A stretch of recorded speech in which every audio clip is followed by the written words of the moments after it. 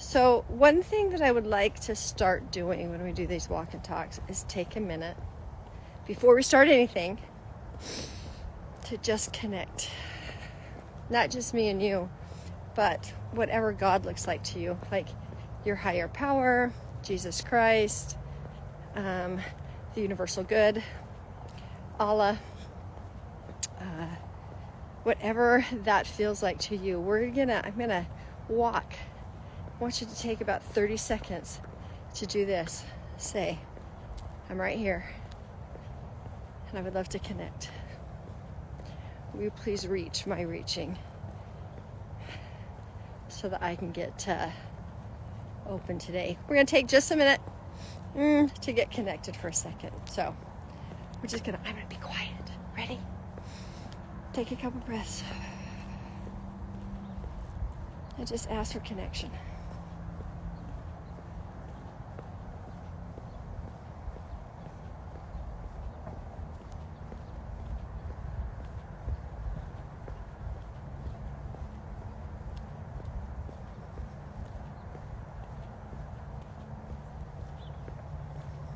All right. Good morning. All right. Okay. So, I want to talk for a minute about honoring. What that looks like, where it starts, and how you can move it forward. First, let's talk about what's not honoring. What's not honoring is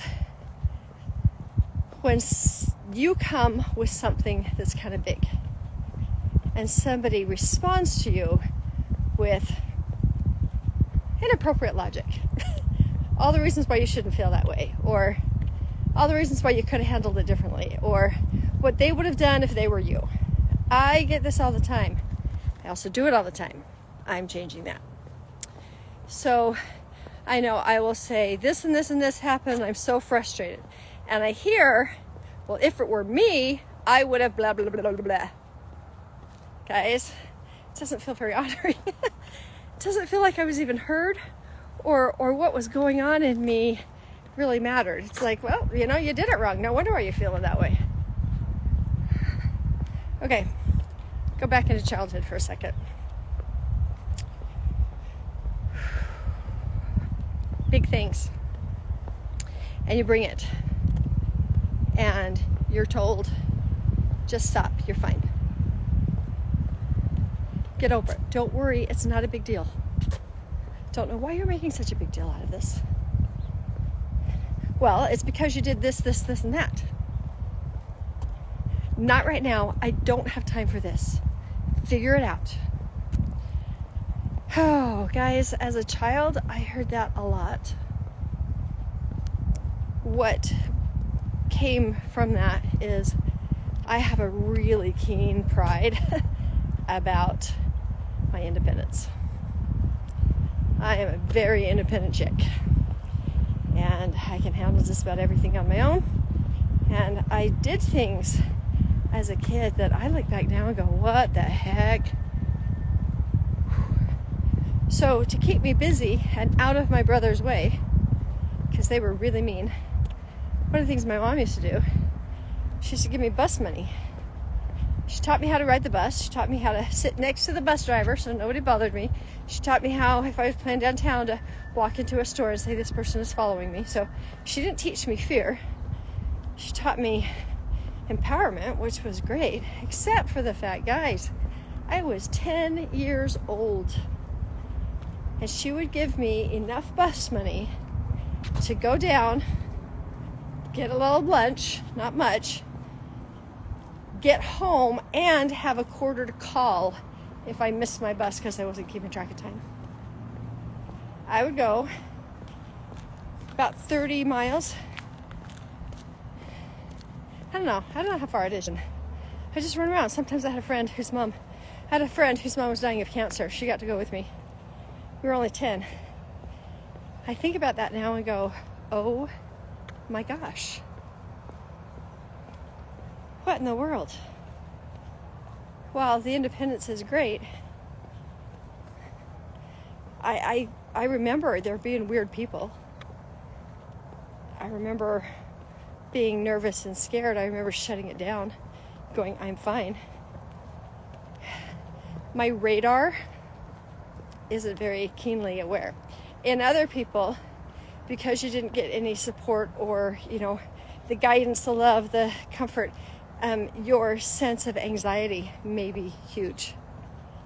That's because you were left alone to deal with really big things. Things that you didn't even know. I mean, you didn't have a vocabulary of emotions, so you didn't even know what you were feeling. You're just feeling something and somehow had to deal with it. And deal with it meant get rid of it, don't feel it. Okay, so we need to go into a little bit about what emotion is. Emotion is energy in motion. It is vibrational energy. So you know how you can go into a room, two people have been arguing, you have no idea because you didn't hear it, but you go in and you can feel the tension around you? Yeah, that's because emotion is energy in motion. So I had emotionally immature parents who didn't know what they were feeling themselves. And so when I would come with a big emotion to an adult who I wanted to help me, they didn't know what to do because they didn't know what to do with their own emotions except for shove them down. They didn't know how to navigate. So if you're dealing with emotional maturity, what this looks like is a kid comes to you and they've got a great big thing. Maybe they're lonely or afraid or bullied, sad. Children naturally go to adults, their caregivers, for compassionate connection. Yep.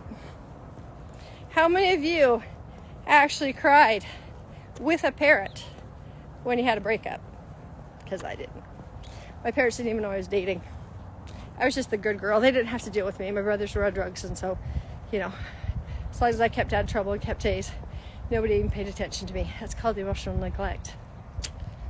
Yeah, so what did I do? Well, when my kids came with great big huge emotion, I did what I was taught, and that is to be an adult, shove it down. Don't do that. Go to your room. Quit fussing. If you don't stop this, I'm going to take this away. Get a hold of yourself. Guys, my heart kind of breaks now. Because what we were told is if you curtail to every single emotion, then they're just going to expect it, and then they're just going to be weak and needy. So you got to teach them not to have emotion, like how to shove it down. That's what adulting is. My heart aches at the missed opportunities I had to gain trust, show that they were special, show that they were cared about, that somebody knew them, because I believe that a lot of the anxiety wouldn't be present. Big stuff, navigate it on your own, and do so in silence in your room. So, just like me, big stuff, go to your room, go to timeout. I isolate. I shut down. I don't let anybody near me. So two things, either I've screwed up and timeout equals me getting alone and not participating in what everybody else is doing in all their fun, or it's me being grounded. That was the other punishment. So what happens as an adult is if I feel like I've done something wrong, I execute the same discipline style of my parents. Now, we didn't have physical abuse, but if you've done something wrong, that can be something that triggers your overeating, working way beyond what you need to. Kind of depends on how you were disciplined. The problem is there's no adult parental unit to get you out of timeout, to stop the grounding.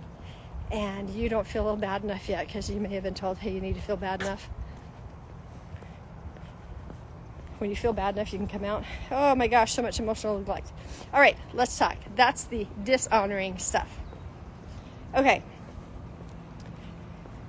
Step one, everybody. You cannot be honored by others if you do not honor yourself. Oh, what this means is a lot of work, guys. Giving yourself permission to feel and acknowledge your feelings as human. It's kind of rough because you kind of feel like you're like disloyal. right? And the other thing is when you find out that your parents did this, it's like this anger comes up, like, what? I didn't deserve that. Okay, let's honor that. You didn't deserve it. And they were doing the best they can. Oh, such a weird contrary, right? They hurt you, you're still dealing with the wounds, and they didn't mean to. How do you deal with that for forgiveness? We'll talk about that another day. But you've got to honor you, which means you've got to be willing to get honest. Like, actually honest and clear and clean with yourself without judgment. So, one of the ways you do that is that you check in. Say, what am I feeling right now? What am I feeling right in this moment? Can you identify it? If not, you might need some emotional vocabulary, because you don't have the ability to honor what you feel if you don't know what you feel, if it's just a big blob of stuff. Okay, step one, you got to give yourself permission to feel anything. I was working with a coach. She was actually one of my class members, one of my mentees, and we got to this point in the class where we kind of do this. It's kind of the negative emotions, and we identify them, and then we say, okay, set your alarm 2 times a day, check in. Are you feeling any of these things? And she had a really big breakthrough, because she's like, look, I have trained people to know how to shift this, to know how to, I don't need to feel angry. I can feel this. I don't need to feel that. I can feel this, over and over and over again. And she says, I totally believe that I didn't even feel them. Like, I'm so adult that I don't even feel those things. And it kind of made her mad when it would go off, and she'd go, oh my gosh, I totally feel this right now. Because she's been taught you're not supposed to feel that. You're supposed to feel the lovely stuff. And I watched her grow so much by honoring. Now, that doesn't mean sitting in and or blaming others for the emotional response that you have. I felt shamed the other day, and I could have gone all off and shamed back. Instead, I just went, I'm disengaging. This is not productive. We need to reschedule. That's a Brene Brown thing. I'm moving out of this, and I'm looking at it. What is it that I'm feeling? Because there's a little bit of panic too. I'm feeling panicked. I'm feeling responsible. I'm feeling bad. Oh, I'm feeling shamed. Shame on me for saying something that somebody else would feel bad because they're responsible for a part of it. Shame on me for making them feel bad. And I had to really look at that and honor the reality. I felt shamed. And the reality, it's actually not mine. All that happened was I said, this is what my experience is. That's it. This is my experience. And they heard it as being made wrong. It was fascinating.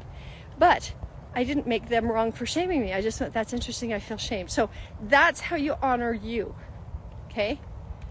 So checking in and going, what do I feel? And then honoring it. This is how you honor it. I'm rocking being human. Right? Because we came to this earth in order to experience all things, including lower vibration emotions. Do you know? So I believe in Jesus Christ, and do you know that he actually felt everything, not just in the garden? Do you know how I know? Because you cannot connect with somebody else to the point that they feel it if you haven't felt it yourself. You don't know what the vibration is. You can't match in unity the vibration, which means he felt frustrated. Okay, so to honor someone else's experience without overrunning them, this is the work. You've got to give them permission to be human and to feel anything they wanted. I really, really, really wanted to make this other person wrong for shaming me. Like, I really wanted to. And I went, you know what? Totally has the right to feel criticized and wrong, even though that's not what I did. Totally has the right to feel whatever they're feeling. Why? Because based on his past, right? History, relationships, way people have communicated in the past, that is what happened. And I was actually not. So he wasn't wrong to feel it. Wasn't wrong to think that I was criticizing when I was just speaking. Okay, so there are steps to honoring. You ready? Step 1. Hold your tongue. When somebody else is having an experience, the step 1 is to hold your tongue. That means don't react and just speak. This is emotional maturity, staying there, staying present. Step 2 is emotionally disengage from your stuff. Now, that does not mean shove it down. That means take it and go, ooh, okay, they're sharing, that means this to me. Oh, I have a friend right now, she's dealing with her son's alcohol use, and we just kind of got to the point where it's actually addiction. Well, what is the belief now as a mom? Any guesses? I'm such a bad mom. If she believes she's such a bad mom, does that help her stand with her child and honor the process that he's going to have to go through? No. So taking that, not shoving it down, just going, oh, look at this. Because my son's doing this, I feel like a bad mom, but he's right in front of me and he's asking for help. Shelving so that I can stand with him in one of the most beautiful experiences that can happen. And that is when an addict gets to the point where there's an awareness and they go, I can't do this anymore. And I have no idea what to do. I'm so scared. I don't know what to do. And have somebody else go, I know what to do. And I'm right here and I'm not leaving your side. You can do that when you suspend, notice suspend or shelve the emotional response that you're having in the moment. Okay? Whew.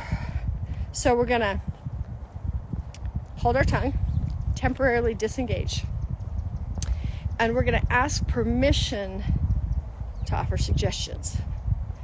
Now, those of you who are really, really quick-minded, like somebody be telling you a problem, and your brain's going all the things that you can do to help them and support them and give them, well, you should do this and you should do this. Remember earlier I said that's what happens.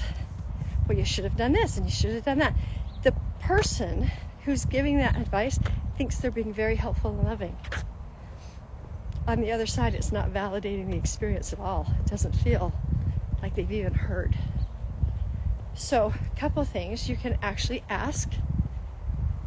Do you have a plan? What would you like to do? Most of the time they're going to say, I don't know. That is true. When we are in big emotion, the frontal lobe of the brain is shut down. That's where reason and thinking happens. When we're in big emotion, we're just in the limbic system. That's where the fight, flight, freeze goes. Yeah. So they're not thinking. And you can say this. Remember this phrase. I have an idea, or I have a suggestion. Do you mind if I share it? Now, before you do that, get curious. Curious kills judgment. Judgment kills honor. Not being honored kills connection. So, let's take the situation of my friend with her son. Kid comes. Hot mess. Holy hot mess. Her mama heart breaking because her son is in trouble. We actually had this text message, and she told me that, the son had said, hey, something's got to give. The alcohol's not working anymore. I think it's worse. And I immediately go, yeah. I'm thinking, that's fantastic. And she goes, what? And I went, oh, shoot, didn't honor. And I just said, oh, it's hard, right? To watch your kid hit bottom. I bet your heart's aching. And now she's like, yes, I am aching. And I go, yeah, this is a really rough situation. And then she opened up and she says, well, we're going to take him to the doctor, but it's not until the 6th, blah, blah, blah. And I said, do you have a plan? I'm curious to get him in any sooner, because there's a window that you may not want to have closed on you while he's open. And she says, no, I haven't even thought of that. And so, because I was curious, she started to think. So one of the things that's very, very honoring is to get curious. Here's the thing. You have no idea actually what people are thinking or feeling. You don't have their history. You don't have their perception. So interesting. Ready? My brother yesterday was talking about how he hated his middle name. Absolutely hated his middle name. And I'm like, why did you hate your middle name? He was named after my uncle. Why did you hate your middle name? There was a kid down the street who had the same name, who definitely came from a very, very dysfunctional family. And he was always doing all sorts of stuff. We were not allowed to play over at that house because there was no parental supervision, and it was crazy, like lighting things on fire. And yeah, I don't want to go into it, but he's the only one that my brother knew that had that name. So he associated his middle name with that kid until just a couple years ago. He says, oh, I was named after my uncle. Like, who knew that for years he didn't like that name? I got curious. Why don't you like that name? What is it about the name? Curiosity kills judgment, and it's very honoring. Like, when I feel like someone has taken the time to understand my perspective, even if I don't know what my perspective is, I feel open then to receive any kind of guidance, thoughts, and help. So after you get curious, that's when you say, I have a suggestion. I have a thought. This is really hard. Do you know what I did in this? Now they're open and honoring. Can you imagine if your parents did this? Okay, so I was in love with this kid. Sophomore year on. Was only going out with him for about a month. We broke up. It was heartbreaking. I would sit in my bedroom and cry. I can imagine what it would have been like if my mom would have heard me cry and said, hey, sweetheart, what's going on? Nothing, I'm fine. Oh, okay, so fine isn't tons of tissues around you, sweetheart. What's going on? What's going on? I just broke up with someone. Oh, sweetheart, come here. That hurts so bad. I didn't know you were going out, honey. Tell me why you liked him so much. What is it about him that you like so much? And then if she would have gotten curious into my head, and then I could tell why he broke up. I'll tell you why I broke up. He broke up. It's because it was too much emotion to be liked. And I froze, and I barely talked to him for an entire month. Because I didn't know how to connect. Like, I had been independent. I didn't know what it was like for somebody to pay attention to me. It freaked me out. I felt so weird. I was so confused. And to have somebody say, oh, yeah, it's weird, right? When somebody actually really, really likes you. How did that feel? I can see where you're missing it if you kind of backed out of that. Oh, I'm so sorry, honey. Come on. Do you want ice cream? Let's go get some ice cream. Like, that would have been an emotionally mature parent. Probably would have changed a lot of my relationships. Here's the good news about emotional immaturity if you experience it. And if you had parents who you could not share everything with and be accepted and loved by them, you, my friend, were emotionally neglected. Not on purpose, but you have the wounds. And because you have the wounds, you're probably emotionally a bit immature. Welcome to the club of 89.9% of the population, honestly.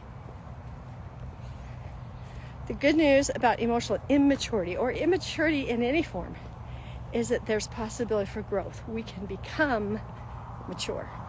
How cool is that? We are not stuck. We can grow. Now, the reason why I like this so much is because, was there wounding? Absolutely, there was wounding. The problem I see in the whole healing thing, well, I believe in being healed, absolutely. I see people getting stuck, believing that they have to be healed of all wounds. And there's always more, and there's always more, and there's always more. Why? Because there's generational wounds. It's like we can't ever get out of it, and there's this thought that then we can't move forward. I love the idea of maturing different than healing. Yes, there are gaps, there are holes. And I'm willing to bridge the gaps, and I'm willing to fill in the holes, and I'm willing to figure out really how to step into this, because that's important. You will be healed in the process. Stepping forward. Now, in order to grow, you need a mentor. You need somebody who has been a couple steps ahead of you, who can walk the path and kind of show you where it is that you have gaps and what you need to do. Okay? So I had this gap just a couple days ago of taking on shame. Now I know. Now when I see it in somebody else, I can go, I know exactly what that is.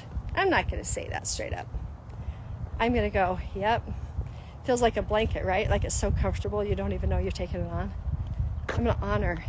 I'm going to get curious and dig a little deeper and ask questions about that shame so that whoever I'm working with feels like they're seen, they're heard, they're known.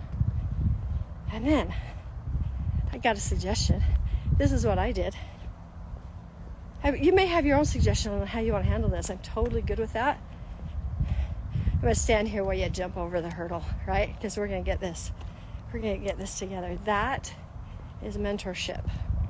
It's very different in my perception than coaching. Coaching is, here's the program, here's the drills, here's the things you need to do. If you do it, you will succeed. And if you don't, you were not focused, disciplined, or it didn't matter enough to you. I don't like that kind of growth. It feels shaming. Because I had enough of that as a kid. Do this. If you do this, you will be righteous. If you do this, you will get God's blessings. If you do this, you'll be favored, you'll be blessed. And I was human. And I felt things, and I experienced things, and I didn't know how to navigate it. And so I failed. And then I blamed myself. Mentorship is different. All right, step 3. If you have not taken a Joyful Heart Mastery class yet, I would love for you to join me so that I can mentor you through some of these shifts so that you know what to do next. And you come out feeling like, oh my gosh, I can do this. One of the things I see all the time is emotional regulation, because when you haven't had people who can help you emotionally process when you're a kid, you are emotionally dysregulated. So either too quiet and ashamed and sitting in those emotions, or you're really, really expressive and kind of explosive or reactive, especially reactive, either in the quiet way or the bigger way, right? Work with me. It's 12 weeks and it is a group. There are people who take the Joyful Heart Master class 2 and 3 times, because the first time around it's like clearing out the cobwebs. The second time around it's like, I want to get those principles like into my whole being. Like I want to integrate this stuff and become it, right? Now, I have trained mentors who know how to honor, who know how to process, who know how to work people through this, and they are fantastic. So I'm going to ask you to go to joyfulheartmentoring.com and see what's available, because we've always got classes going. Okay, working with them is absolutely fantastic. All right, that's it, friends. Share this video, and if you have any questions or anything you would love me to address or talk about, anything that bugs you, you're like, I can't even make sense of any of this, oh my gosh, I would love your questions. I would love topics on what you would love me to talk about. I'm here for you. All right, I will see you tomorrow.